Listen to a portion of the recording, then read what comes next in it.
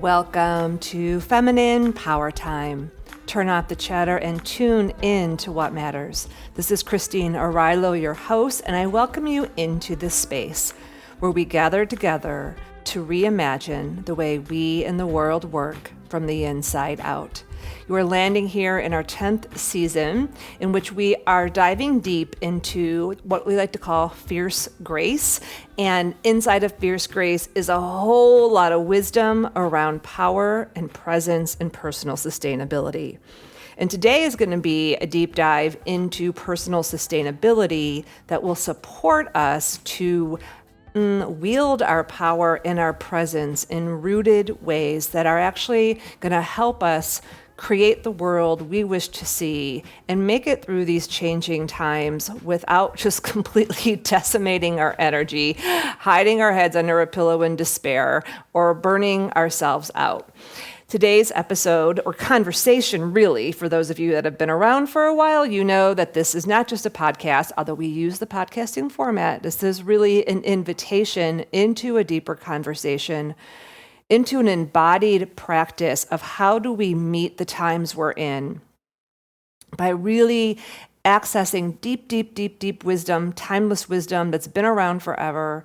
Press the elevate button, take a step back, look at what's really going on through our wise woman eyes or our wise being eyes, or the archetype of the intuitive illuminator, which we activated last episode. And also embrace our power to be co-creators of this culture, of this society, of this earth. There's no accident that you and I are here at this time on the planet, that we were born, who we were born as, where we were born, when we were born, the age that we are. And it is more important than ever that we have these spaces to step out of the day-to-day, out of the fray, to align ourselves with this deeper wisdom and the deeper knowing within yourself. And so I'm going to invite you to go ahead and kind of turn off the outside world, step into what we like to call the in-between spaces so we can access this together. And our center point of our conversation is this: reactor or revolutionary? Which one do you choose to be at this time? And of course, it's a trick question. Not really, but it's one of those inquiries that I don't even want you to answer it right now. There's actually a third option in it as well, which is a rooted responder. Because in the feminine wisdom way, we are always working with paradox instead of polarity. So if we only have two options, that's how we create duality reality, which is the current world system that we live in. Earth, in many ways, is a dualistic system. But in order to expand possibility, we need to have a third option, a middle path. As almost every wisdom tradition has, is always like take the middle path and have access to the sides. It's almost like I like to think of it, if we're in a kayak, we want to stay in the middle, but we want to have access to each of those poles. Or you can think of a triangle that has a point and two sides. It's what we've talked about. We've talked about again and again of the teaching of when power and wisdom unite and focus on compassion. That's how we'll elevate as a species, as a human species who can create a world that's based in sustainability and wholeness. And so this frame of like, do I want to be a reactor? Do I want to be a revolutionary, evolutionary? And or do I want to be a rooted responder? And maybe I would even add to that, do I want to be reactive emoter? So if we'll play here with these kind of two words, a revolutionary, evolutionary, or a rooted responder. And you can kind of think of rooted responder as like if you're sitting in your kayak, that's the center point. Or if you're the triangle, rooted responder is that top point. But then we have these two sides of our paddle, reactive emoter and revolutionary evolutionary. And we want to be able to dip into any of those, because that reactive emoter, that's part of what we're doing to heal and release the past, which is what's happening at a micro and macro level right now. The revolutionary, evolutionary, if you look at that word revolution, it has the word love in it. that is spelled backwards in the word revolution. And revolution and to revolve is also has the word like evolve in it. And so it's creating and leading the new. And the rooted responder is responding to the co-creative process, the things that are around us in our field from a place of being centered and sustained and in equilibrium. It's basically the triangle of transformation that I've been teaching that was downloaded years ago that many of you have heard me talk about. If you haven't, I will put a link to a video I did about it years ago that you can watch that goes through like this is how we navigate these times. And so working with the power of 3 gives us the ability to elevate out of polarity into paradox. And so that's what today is really about. It's a feminine, we have to call these feminine wisdoms for intense and changing times. How do we stay centered and sustained and connected as we go through this evolution that we're going through?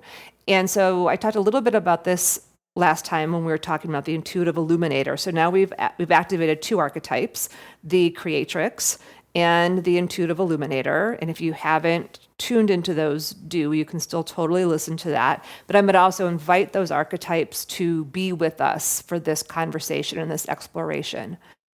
And I'm going to invite you to just take a moment and call in all the parts of yourself to be present here, to call in your mind, that beautiful intellectual brain of yours and intelligence, to breathe into and call in your heart, that place of compassion and empathy, heart wisdom that sees and like works towards finding what we like to call the sacred third, because it knows that we can create wholeness when all are included. So powerful, that power of empathy. It's also a part where our intuition comes in, so the intelligence of your intuition. And then taking a 3rd breath into your belly and really allowing that belly to soften and feeling that power of your instinct when it's really rooted in a knowing that you can trust life. And then lastly, just calling back in your spirit. Just kind of like the energy all around you, that passion within you. And maybe at the deepest level, just taking a moment to connect with your navel, which is where, in many traditions, they say is the seat of our soul lives within our bodies. And so the good news is, my loves, as we dive into this today, your soul already knows the path. It's how do we make sure that we have the perspectives, the practices, and the understanding of our unique design and purpose to move step by step through this. So what I did today is I sat down in my practice this morning. I'm just back from a 12-day trip to California, celebrating and honoring Noah and my 20-year marriage anniversary, which was so amazing and so lovely. We hit all parts of the coast, from northern coast to central coast to the southern coast, and got to spend time with really beautiful friends, lots of co-creative couples. And we were there to honor the past and also open up to create the next. It was a beautiful 12-day intentional journey. And I found myself in my own places of revisiting wounds and triggers and pieces that wanted to come up for a deeper healing, as well as expanding and feeling the people around me that are also simpaticos and companions of destiny in the world, creating a better, brighter world, and also really listening for guidance on next steps and next paths, right now. And so I sat down this morning, just a week back, and just tuned in. I've been thinking about you all while I was on my trip, knowing that I was going to come back and do this conversation with all of us. I'm like, I wanted to give you all some good space just to, be opening up those intuitive illuminator eyes to just be looking around and noticing what you're seeing. It's kind of like we've been talking about, you only think you think the consciousness that we're swimming in is our consciousness, and it's reality. And it is, but also it's like, like who I was 20 years ago, I have so much more consciousness than I have today for all of the different reasons, and so much more insight, and so do you. And I wanted to be able to come back and then, share with you some of the things that I thought, perspectives that will help you stay centered and be able to be in that rooted responder that can reach into the evolutionary, revolutionary, and also it's okay to be a reactor who has emotions.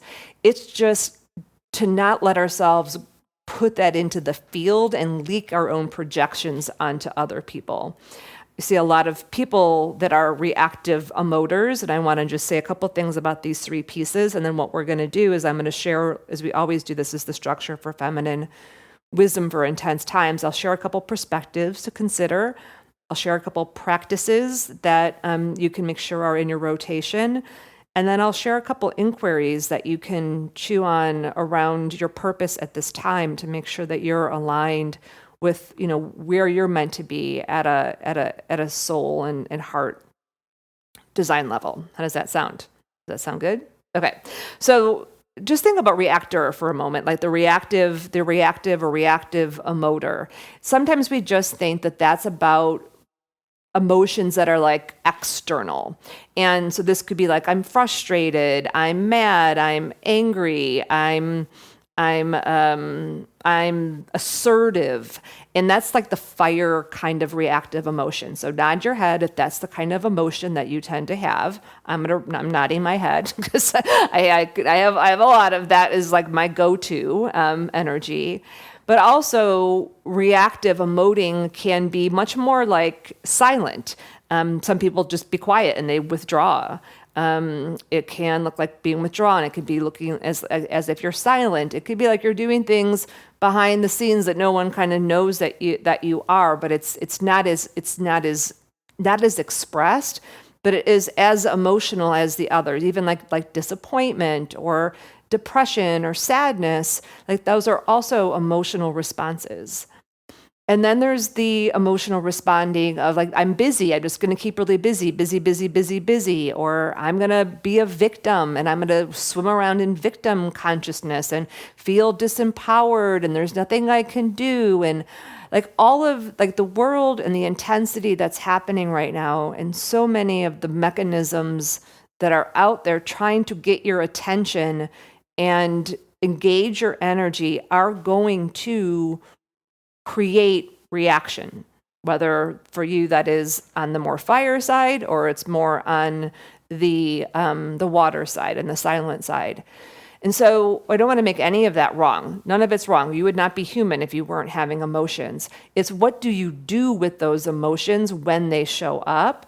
And that if you got to dip your paddle like into the water and like lean into that heel and release part, do you have the tools, and what are the tools you can lean into to transform that fire or water reaction before you take action, before you respond? So I'll give you like two quick examples. So when I was in Northern California, we went to Mendocino where we got married. Love Mendocino. Love being there. It's like kind of like the same it was 20 years ago.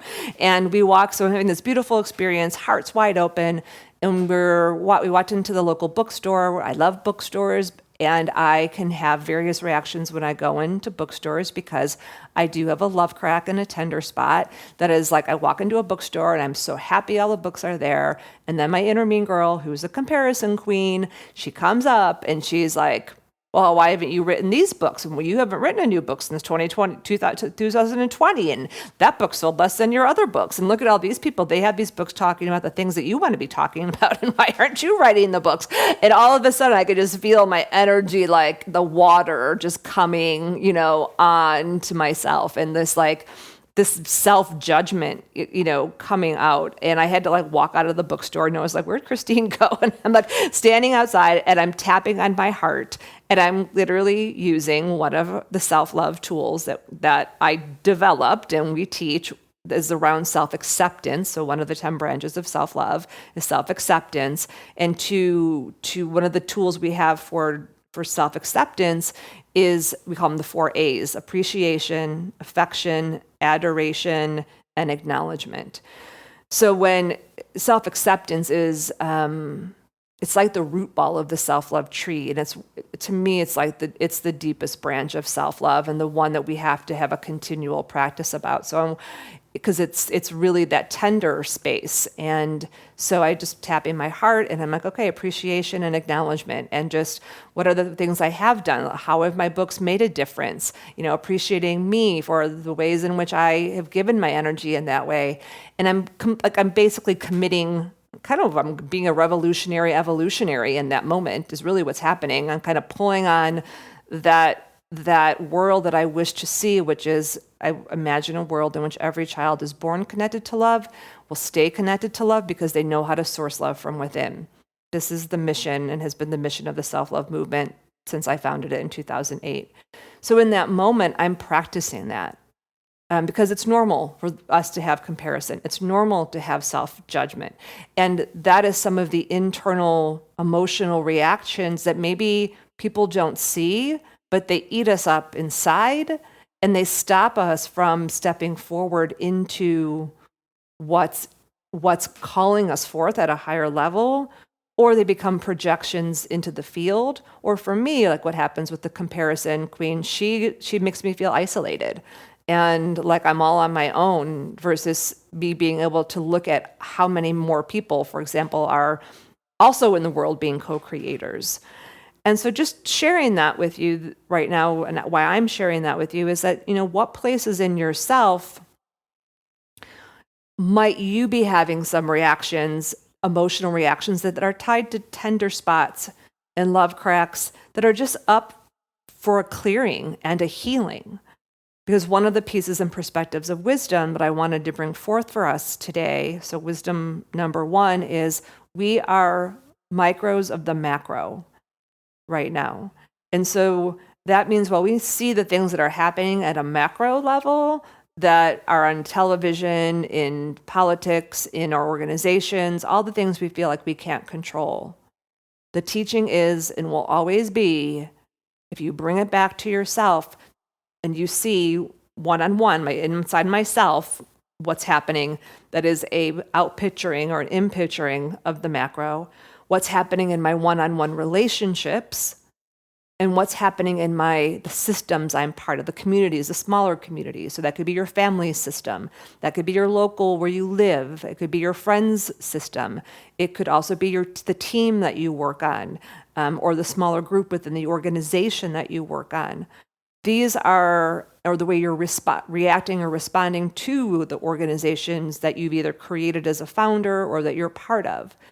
And so when these emotional reactions come up, whether they're fire or they're water-based, we want to pause and really be with them, because they're showing us something about ourselves. But I don't want you to act from them. I don't want us to take our action from that place. And also not to build a condo there and stay there for the next year or 3 months or 4 months.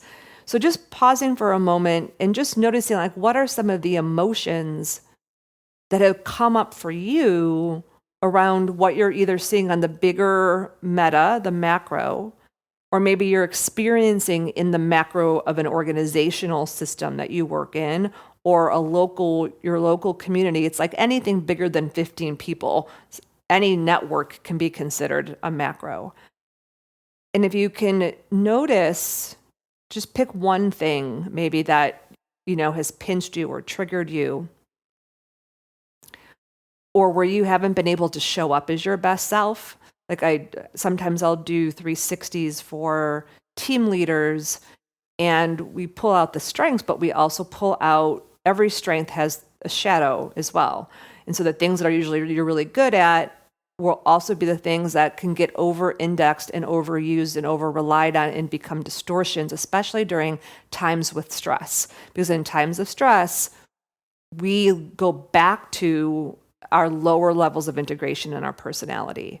So if somebody may have a strength, and you may have this strength as a team leader or as a parent or whatever, where you're able to move things quickly and you're fast and you have a lot of accomplishments and a lot of energy in a system where there's lots of stress and been prolonged stress, people can experience that as irritation, frustration, not having empathy, lots of different things.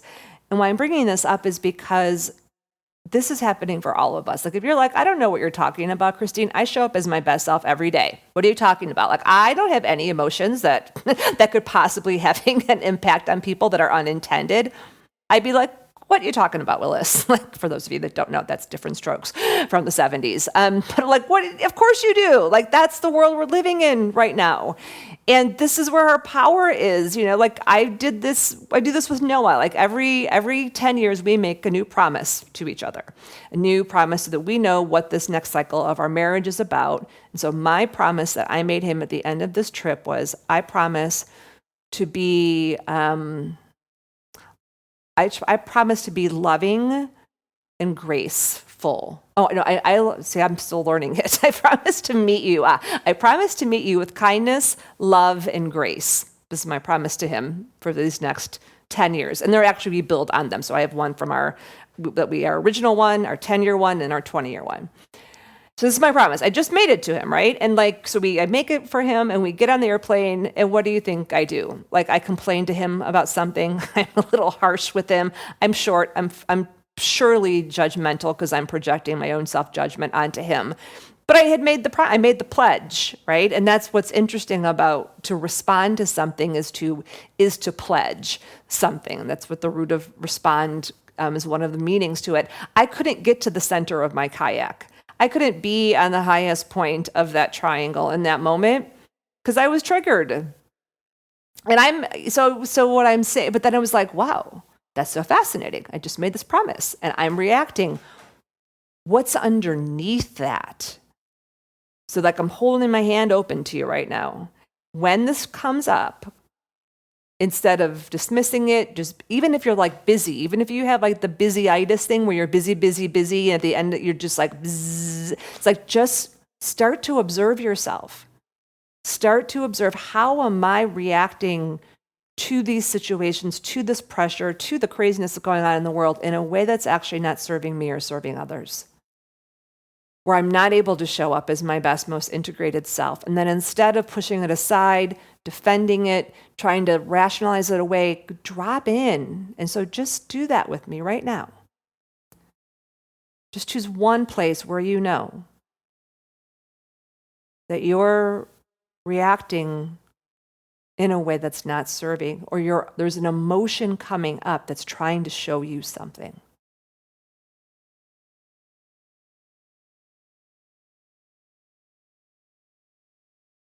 And really just take a breath and just let your body, even if you can't think about it in your brain right now, just let yourself drop into your heart and your somatic body, belly. Let your shoulder blades release. Take a breath. Maybe allow yourself to feel that macro pressure that we're all living in.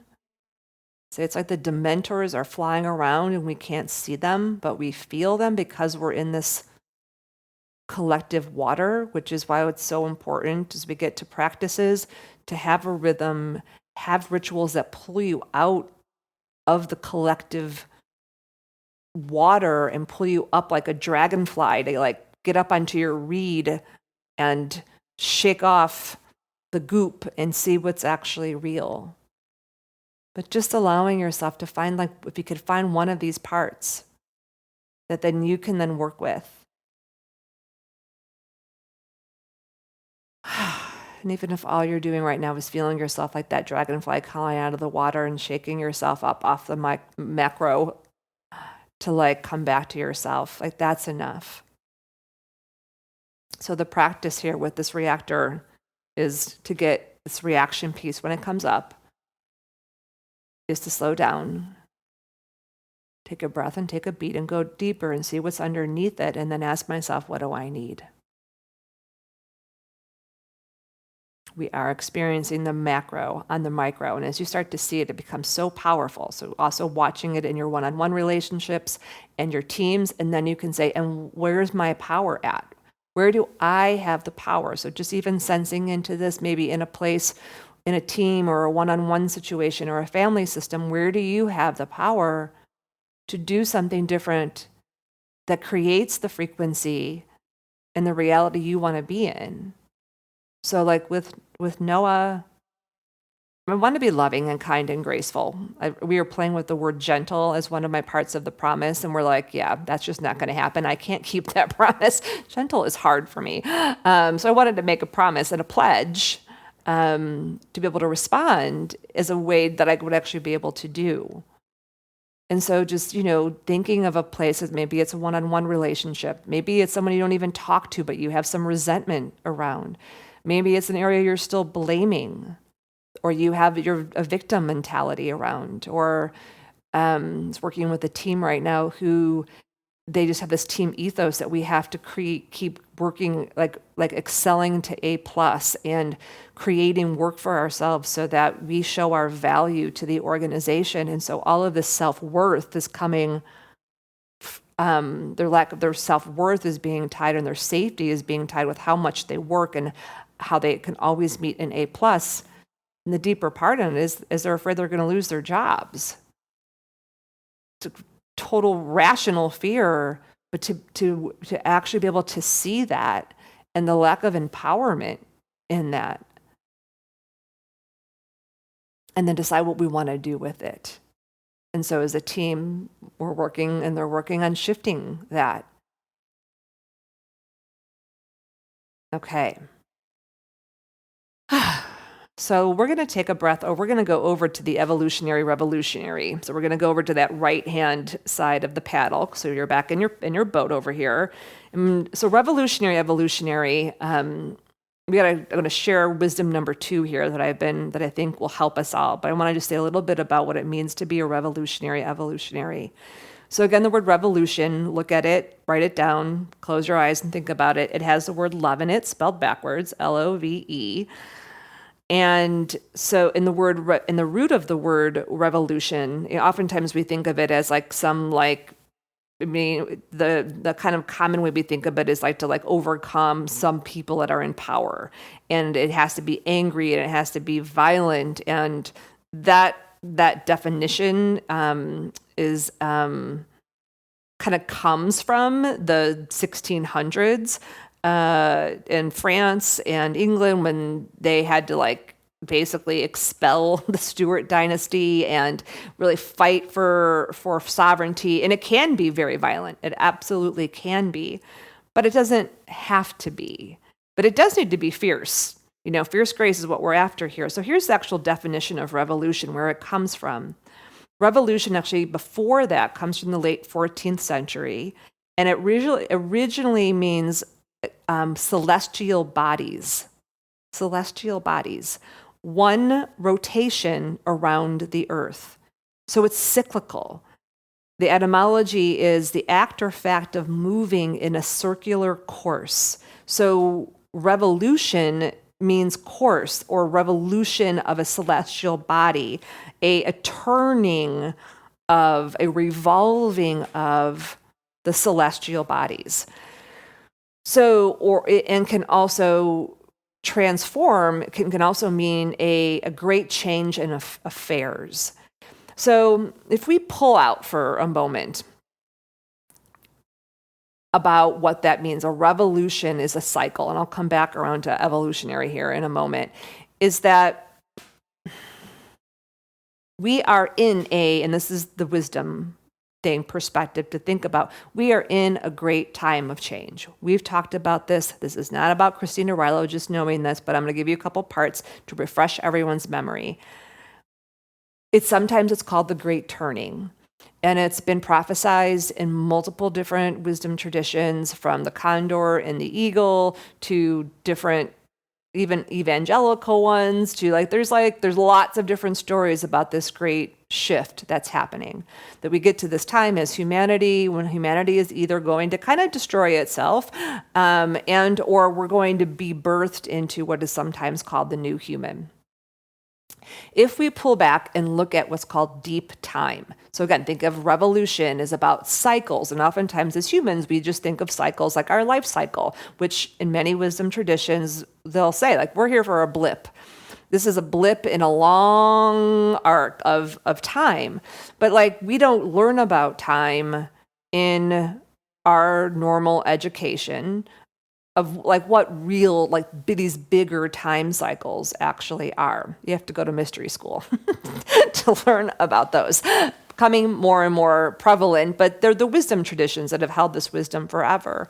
So deep time is about looking out and stepping out and looking at the what might feel slower time because it's extended. So an example would be in the yogic wisdom, they have time periods called the time era. Think of an era or an epoch that can last anywhere from 500 to 3,500 years. And the current cycle that we're in is a circle. So think of a circle. So take your hand and do a circle and put your finger at the top of the circle. Okay? That's where we were. This whole circle is about 24,000 years. And about 12,000 years ago, we were at the top of that circle. So put your finger at the top of the imaginary circle and just note and let your finger go down this whole half as it's called the descending yuga. So yuga just means time period. And then we hit the bottom of the circle around the 1500s, like the dark ages between like 1500 and 1700 is like the darkest part. So you can think of it like we are devolving as humans. And this is why sometimes people are like, how did they make the pyramids? Like, how did that happen? We've had access. Humans have been on the planet that have had higher levels of intelligence, more connection to spirit, to source, where humans in Earth, they were very connected to this. We see this in shamanism and many other civilizations that have been dubbed, like the modern culture, like poo-poos it and woo-woos it and shoo-shoos it. And there's been tons of very specific cultural things that have happened to wipe out and discount that wisdom, because when you're connected to spirit, when you're connected to source, when you're in relationship to the natural world, you can't be controlled. Because you're so attuned, your senses are so attuned to spirit, to matter, to yourself, that you're not going to be bamboozled. You're not going to allow yourself to be controlled. You're actually going to know what's right and real, which would be very helpful right now, right? In a world that's trying to, not all of it, but there's a lot of forces that are like, let's not let the humans actually come back around. So we're at the bottom of the circle and we're coming back up to rise and evolve into what some call the new human, like the next evolution of what humans, what the consciousness is of humans and how we work and we see things, where we're shedding some of the things that we took on to survive this descension, which is being able to, kill other humans, war, selfishness, survival of the fittest. I mean, we could go on and on and on. I'm not going to go into all of those things.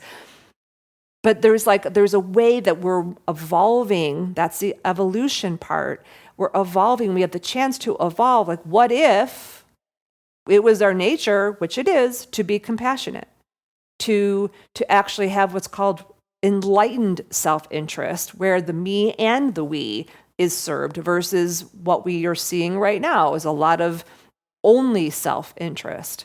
What if we really lived in a society that valued things like taking care of each other and the longevity of well-being, and we valued things like protecting and nurturing environments for our youngers so that they could grow up and have healthy attachments and feel secure and feel safe. And like that was the ethos of what we as humans said mattered and valued. We can do that because we're freaking revolutionary evolutionaries, you all. And if you're here with me, you're just ahead of the curve. You're a pioneer, because I don't think people find me and are part of this. If you're not a pioneer at some level, you're earlier on going into this new land than people who are just waking up, than people who are holding on to the shore, to people who are afraid and they want to turn back. But evolution is happening. So think of to evolve means to release parts that we no longer need.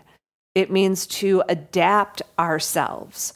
So I don't know, in this 26,000 years or 24,000 years, again, take your hand, right? And where the bottom was 1500 to 1700, we start coming up at 1700. We're only 200 years in to a 2,500 year yuga or era. We are literally moving in moving into the era. So if you put that circle, this really helps you all to do this somatically, and just like put your finger at the bottom of the circle and just start to come up. The momentum starts to move us up, but it's still really easy where you could slide back, right? Because there's not enough momentum to ensure we're going to come around that circle and come out the other, come up. It'd be easy to fall back. It could be easy to run back. And the worst is that it could be easy to get lost here. And so a lot of people are feeling lost right now, right? Like maybe you've felt, it's called dislocation, disorientation, or hope is lost. Because that's whatever the resistance is that wants to pull us back. And again, it's like we could look at people and be like, I think it's that person. That person's definitely Dr. Evil. That person's definitely Voldemort from Harry Potter. That lady, that person, she's the pink lady from Harry Potter. Literally one of the there's a leader, person in a position of power in Asheville who I do refer to as the pink lady. It's probably not the nicest thing to do, but I don't really care about being nice in this way. I'm saying it to kind of bring humor to it, who's trying to do some nefarious things in the college system here. And I'm like, I think she's the pink lady from Harry Potter, and we just have to deal with her in that way, because there's no rationalizing with Voldemort, Dr. Evil, right? But like when we were marching yesterday, so I was at the No Kings March with Noah yesterday, and a good friend of ours, and it was so lovely. It was so creative. It was so great to see people being creative and standing for love and chanting things about, America's not about hate, we're about love. And like it was lovely to see people showing up.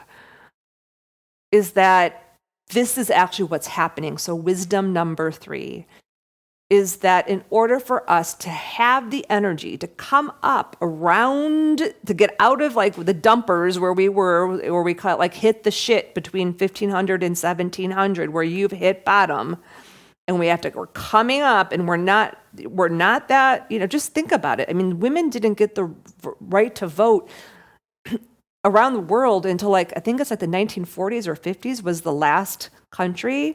And that some of the things, I just think about the 50s and 60s, and just like, we are not that far past so many of these things. I'm going to get to that in a second. But that this third wisdom part is, where is that energy going to come from to buoy us up and not push us, but kind of propel us, so we have enough momentum to come around and then keep continuing to rise over the next 11,500 years, like the sun rising, and there's more and more and more and more light, because then we'll finish eventually this 24,000 year cycle, and then we'll be at a higher ring of elevation.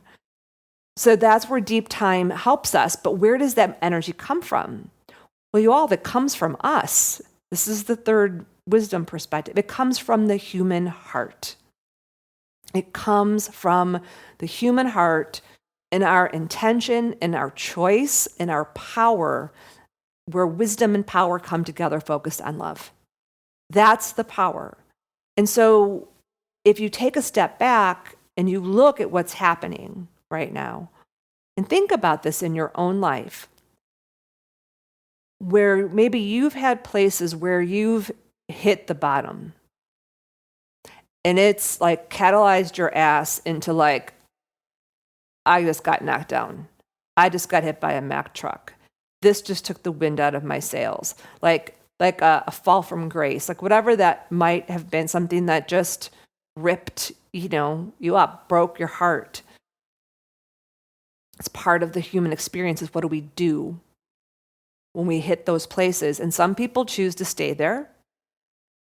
Maybe you've, built a condo there for some time yourself. Maybe, or some of us were like, I don't want to ever, I got to move forward. I got to move this energy. And we start to move forward and we never go back.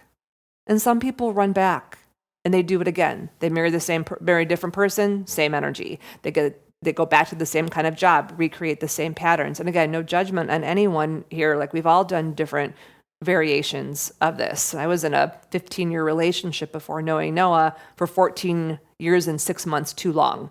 I knew 6 months in, it was not the relationship for me. And I finally freed myself at the age of 24.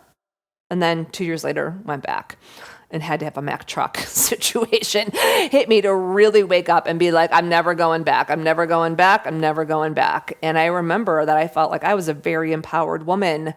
And a friend of a friend, a guy said to me, he's like, Christine, I know you think you're really empowered, but you're not, because look at who you're with. And I was like, damn, hard truth. And when that breakup happened, I made a promise to myself to never settle for less than my heart and soul desired, which meant I had to know what my heart and soul desired. And then I had to do all the healing work of my heart and the self-forgiveness, which was way harder than forgiving him. And so we're all in different phases of that. Everyone on this planet is. And some people are resisting, some people are stuck. And some of us are like, we are moving the energy. And that is a practice, I want to just say, as we're exploring this evolutionary, revolutionary part of our paddle, you have to move the energy. So however that works for you, whether that's walking or running or dancing or yoga or pranayama every day, my personal favorite, swimming, making pottery, making art, like you have to move this energy. Stagnation is death. Not moving will burn you up. You will not be, you'll just get dragged into the reactive emotional stuff, and you will drown or you will burn yourself up with frustration. So you're going to move the energy, and then we come back to what's going to bring us up. It's our heart and our soul and our spirit. For those of you who know Joanna Macy, I think I might have talked about her last time. If not, in my wisdom letter, I will put a link to a video I posted from her on the Feminine Wisdom Cafe. We have a part in the Feminine Wisdom Cafe where we post up different elder teachers and other inspirational things so that you have something you can tune into and you don't have to scroll on Instagram or Facebook and social media, which if you're on those platforms, that's okay. But we created this platform and cultivate it and curate it so that you have a place you can go with not getting bombarded with ads or trolls or people who are being divisive. And so Joanna Macy wrote a book, many books. She died at 93 very recently.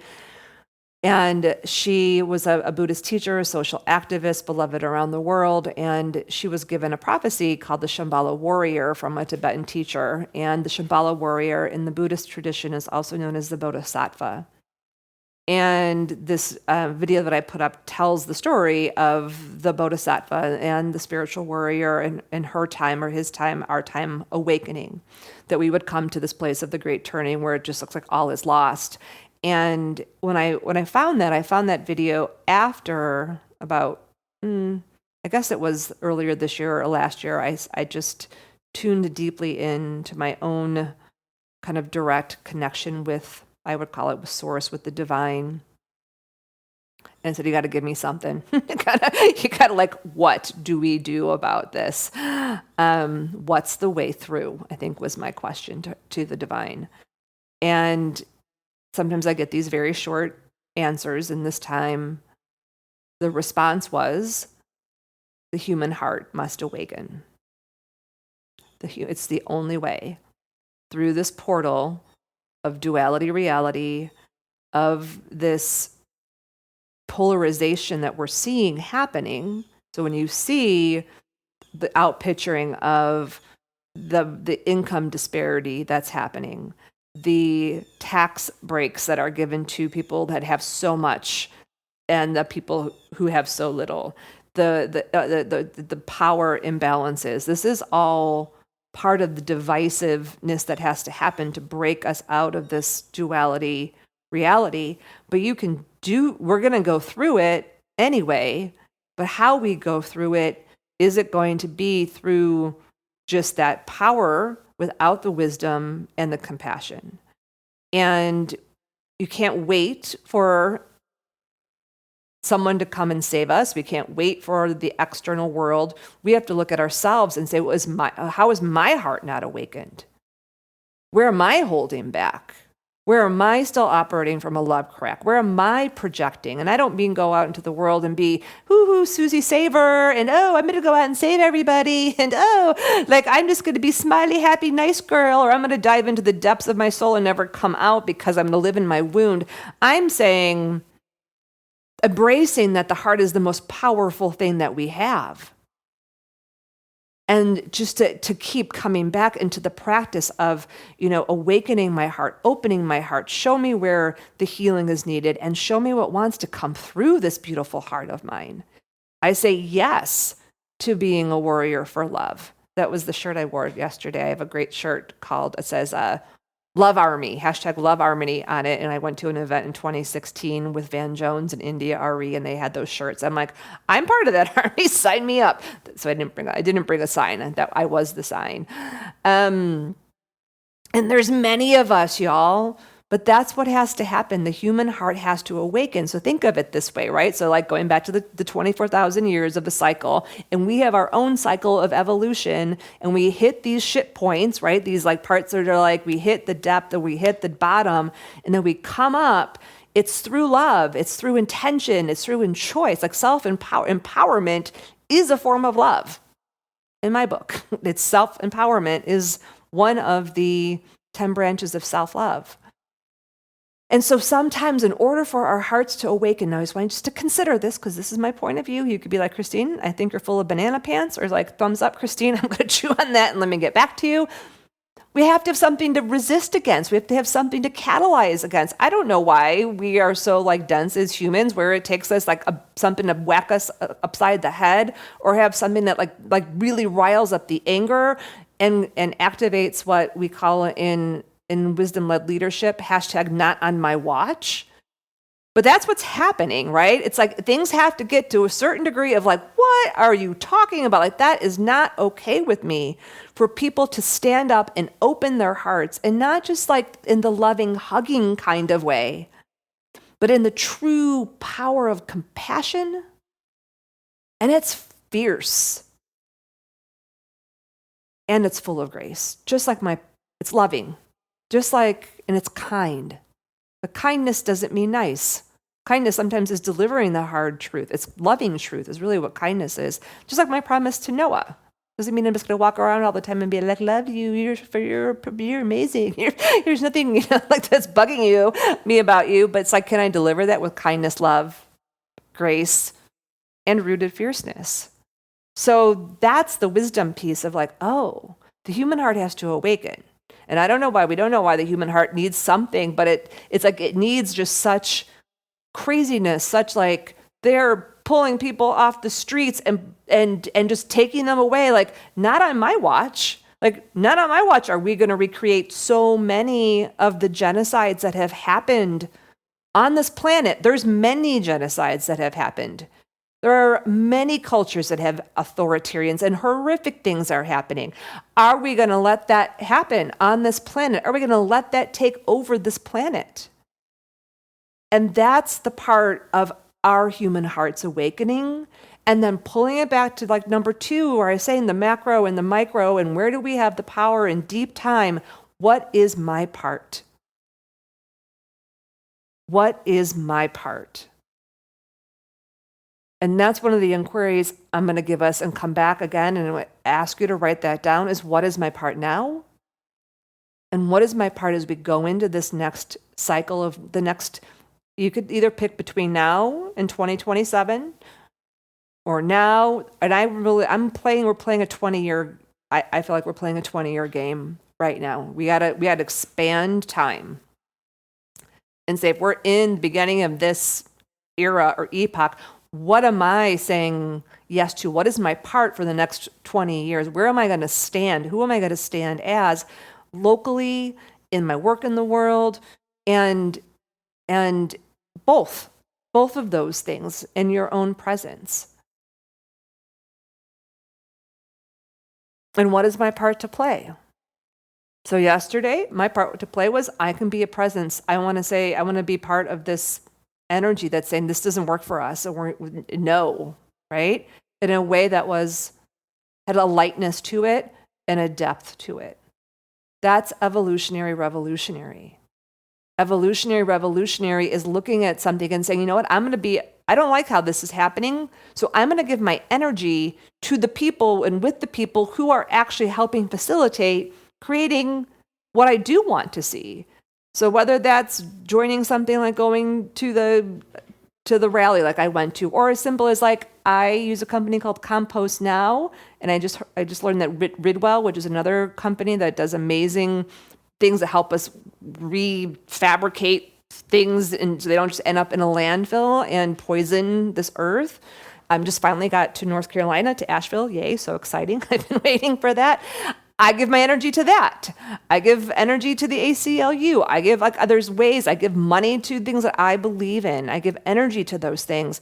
And so you don't have to create all these things on your own, but it is the time to say, where do I want to connect my energy into?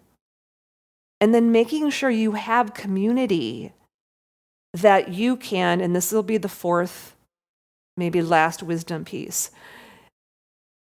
Power, energy, and frequency. Don't give it away. Don't let it be sucked away. Your power, your energy, and your frequency are three of the most powerful things that you have. Energy is real. Our frequency is like, we've talked about frequency again and again. It's like, this is why it's so important. Like when we emote in a social channel that is coming from anger, we feed anger.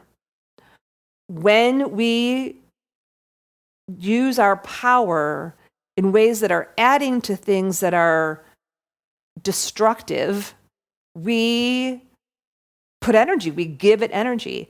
The 47th entity, that's what I call it, that's currently in America, trying to take over America, and it's across the globe. It wants our energy. It feeds on our chaos. It feeds on that emotional reactivity. So have your emotional reactivity in spaces that are not online, are not feeding the banana-ness. And be aware of what frequency is supporting you and what's sucking your energy. So this is where I'm inviting you to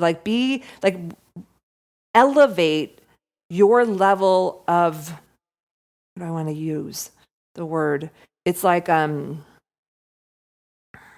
it's not diligence, but in a way it is diligence of like, this is my heart, my soul, my energy body, and you don't get to suck off of this. And I'm not going to just scream into the void and let that just trail away, and now I've just given away 20% of my energy, or bring energy and put energy to where it's not received and wanted. Someone asked me about this in our Feminine Wisdom Way collective. She's like, well, are you saying I shouldn't, that sounds like just speaking into an echo chamber, Christine. And I'm like, I'm not saying don't stand for who you are and to respond from the center of your kayak. So the center of the kayak, remember, is rooted responder. Rooted responder. Integrated in yourself, rooted physically, rooted spiritually, rooted in body, mind, heart, and spirit. And then spirit will move through you and say, okay, speak here, say this. But your energy, it's all about your energy, will be received differently and will have a different impact in the field.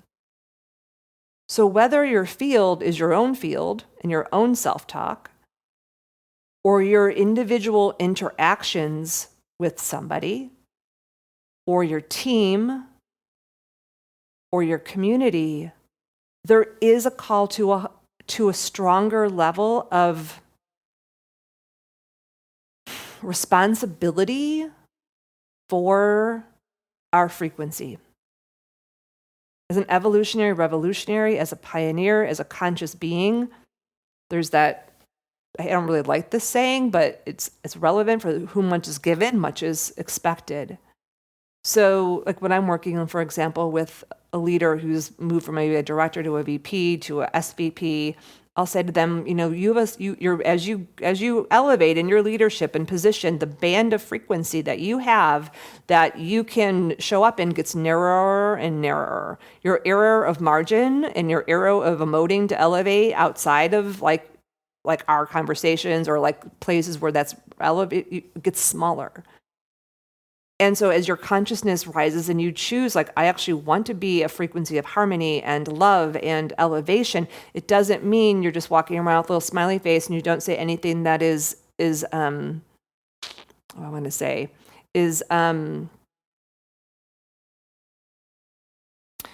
can be perceived as not allowed or whatever. It's just how you come at it from. And if people feel you grounded and rooted, they will hear you so much more, whether that's your spouse, your kids. I was talking to a good friend of mine today. She's like, she has 2 daughters and she's a single parent. Well, she parallel parents with a pirate. she's a single parent, so it's very challenging. And she goes, sometimes I just say, Mommy needs a timeout right now. I'll be back. Because she knows that she's in the reactive emoting place and she can't do that with her kids. She can do it with me. And other friends when she needs to do that. I call it emote to elevate. And then she comes back and she's able to be in that center of loving truth. And so I'm just inviting us all, and maybe just take a moment. Let's just bring it back to ourselves. Just take a breath and just feel into the power in your body and your heart and your spirit and your mind. And sense the energy, if you can, in your body, in your heart, in your spirit, and your mind. And also just like if you were an instrument, just sensing your frequency right now. Your frequency is different every day, but right now.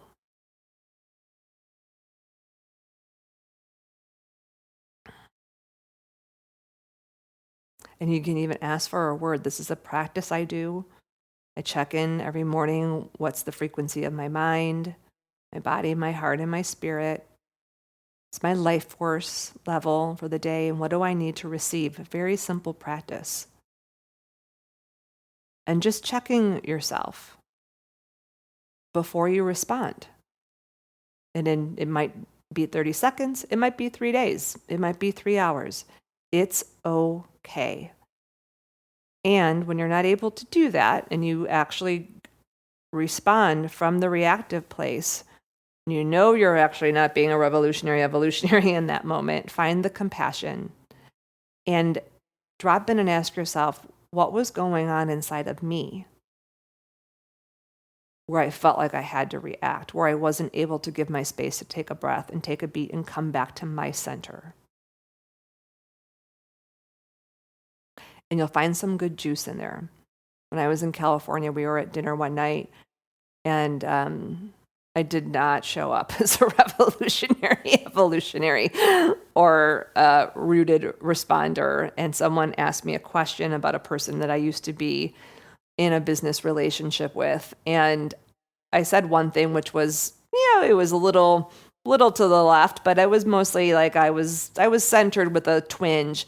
But then I kept going and I could feel myself being reactive and judgmental. And it wasn't that I wasn't right about what I was saying, but I couldn't even help myself. It was like, oh, there's a part of me, I have an audience, they're gonna listen to me now. I can talk about how this person is phony baloney and how they're doing this and they're teaching this and they don't even live that. And thank God Noah was there. He's so much better at being a rooted responder, so much better sometimes than I am. And he he saved me, and he took the ropes of the conversation, and I was like so thankful because I just wasn't able to do it in that moment. So I'm just being real with you all. Like, this is what I'm talking about us doing right now is a hard and it's challenging, but there's ways to do it, even with humor and lightness. We actually really need the lightness, but I really appreciated the people in unicorn costumes yesterday, and there's a pterodactyl, a zebra, a frog.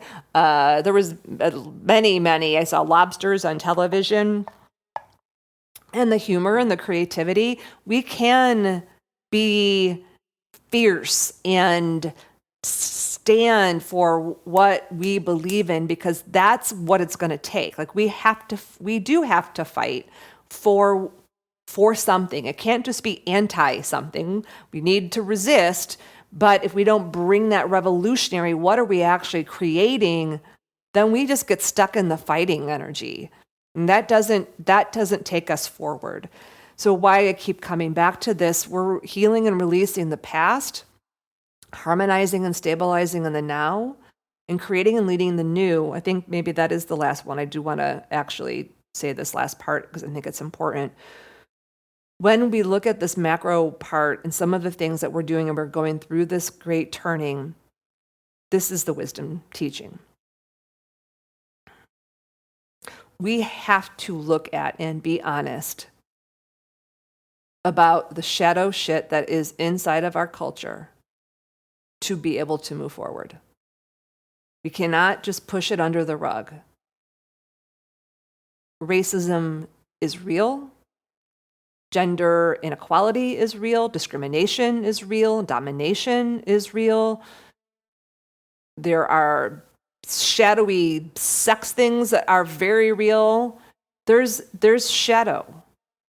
And in order to raise to the frequency of the heart, we have to look at the shadow. We have to look at the shadow inside of ourselves. This is why I love working with the gene keys. If you don't know about the gene keys, I highly recommend it. It is a powerful, powerful tool and system for seeing your shadows and the interference it creates, and then working with it versus like making it bad and turning it into and elevating into the heart level, the heart frequency, so we can touch into a higher level of possibility that the spiritual teachers have talked about forever, the quantum conscious evolutionaries talk about, that are possible for humanity, but we can't get there until we get to the heart level, and that's really the goal. So the same in our culture is like, maybe stop looking at it just about the individual and look at like, wow, this is a shadow. Like this is a shadow that has been present in humanity for a very long time. And we have to look at it and be with it and acknowledge it and not get stuck in it and actually transmute it so that we can then learn from it and grow. And like, what's the higher frequency of this? And then start living from that frequency. So we're in a cleansing out, a clearing out, like these parts as we're evolving. We have to kind of like take out these parts that don't work. That's the healing and releasing, while at the same time stabilizing through a massive transformation as we're birthing and leading and creating the new. Macro and micro happening across the board. So stay human in what we're seeing because it's personal. Like, people going and just taking people of different skin colors than them out of their houses and all of that, and say that is not okay. And at the same time being like, wow, look at how the human heart is awakening. Looking at what people are saying, no, this is wrong. And waking up out of the ways which we are asleep, which we're caught in the busy matrix.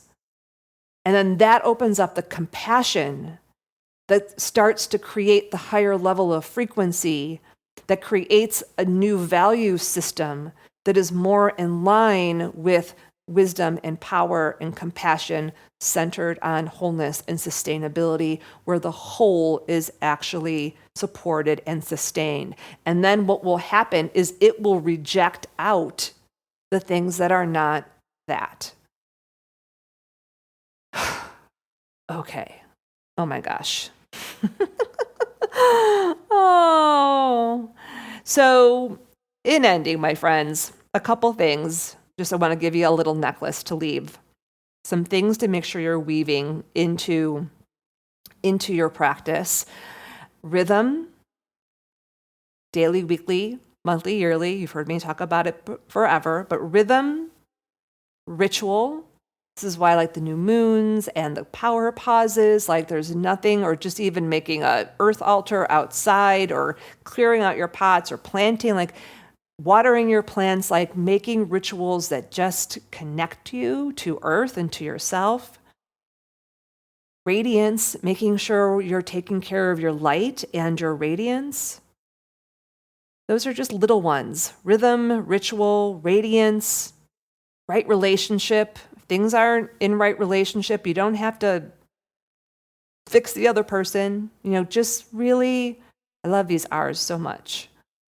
And then taking that purpose piece of really like what is my part and what's not my part? And what do I choose to give my energy to? And just watching the vibration, as you're speaking your words, like, how does this feel in my body? Am I dropping into shadow? And if I am, what's going on there? And then I can transform it into the higher level. I can elevate into the heart. So really making it a practice of elevating into the heart and just being compassionate for ourselves, seeing what's happening at the micro, at a bigger level through deep time and through this need to awaken, and that human heart awakening being the momentum. So how can I facilitate that with myself, with my one-on-one relationships, and my teams and my families, the places I can influence? And most of all, just know that you're not alone in this. I'm so glad to be revolutionary evolutionaries with each of you. I'm so glad to be rooted responders and co-creators with you. And I'm so grateful also to be able to be human and share with you all the parts of myself that are still healing and releasing. Like the person who had to walk out of the bookstore and practice self-love. And thank goodness I had that medicine of self-love to know how to bring my heart back to fullness and wholeness. So never doubt that the things that you're doing that are unseen and never posted on social media and or recognized by another are mattering on this planet. And as the Hopi elder said, this could be a good time. Nothing is written in stone. Allow yourself to let go of whatever it is that you're clenching onto and release, and let yourself come through the water to the center and look around for others like you. And connect as we float down this river together. We don't know exactly where it's going, but our job is to trust life, to invite grace in, and to really embrace our co-creative power again and again and again. The ancient wisdom says that in every part of our lives, we have the capacity and the ability to be co-creators. It doesn't mean that we get to choose the form, doesn't mean we get to choose the timing, but it does mean that we get to be in absolute relationship with the frequency, and then the form and the timing kind of works itself out. So be clear inside of yourself what it is that your part is and what you're choosing to focus on in this next cycle. And then together, using rhythm and ritual and right relationship, choosing to stay harmonized and doing the practices to stay harmonized versus hacked, we gain the power to turn our reactions into responses. And that's when we are so integrated that we get those divine whispers, we get those intuitive insights, and we know how to move forward. So I encourage you, I invite you, my ask would be to share this podcast with another human and be able to talk about what we've just spoken here of, and or make a review on the podcast. I would also really appreciate that. I see that there have been 2 more that have been added, which really helps me know that there's still people out there listening, which keeps me going, that energy. And so I want to just thank Evan Arnam, who said that she receives such sage wisdom and feels uplifted and inspiring after listening. There's a literal lifetime of wisdom that's here, and I find incredible nuggets in every episode. If you're not listening and you have interest in the evolution of your spirits and world, you should be. So thank you for that and so much. And then Three Buoys, which I love that name, says profoundly and deeply grateful. She's also a podcaster. And Susie Pettit, who's also a podcaster, I want to say thank you that she thought that you thought that you had written one years ago when you started listening, but just sharing that the work is illuminating, educating, and liberating you to elevate, which makes me so happy because that's one of our things: illuminate, educate, liberate, and elevate. And I hope that this can be that for all of you. So thank you for those that have left reviews, and for those that haven't, I would love for that to happen because it does help more people find us. And the sharing just with one person, I think that's how we roll as co-creators. I will be back in a couple weeks with our next archetype. There's two who are vying for the next one, so we'll see which one comes out as we make the turn into the Kiva time, and more on that later. But thanks so much for tuning in, sending you off with lots of love, and look forward to this journey together with you. We're not going back. We're not going to get lost. We're not building a condo here. We're going to keep moving the energy through. And may the Helpy Elders have been right that this can be a good time. Much love, everyone.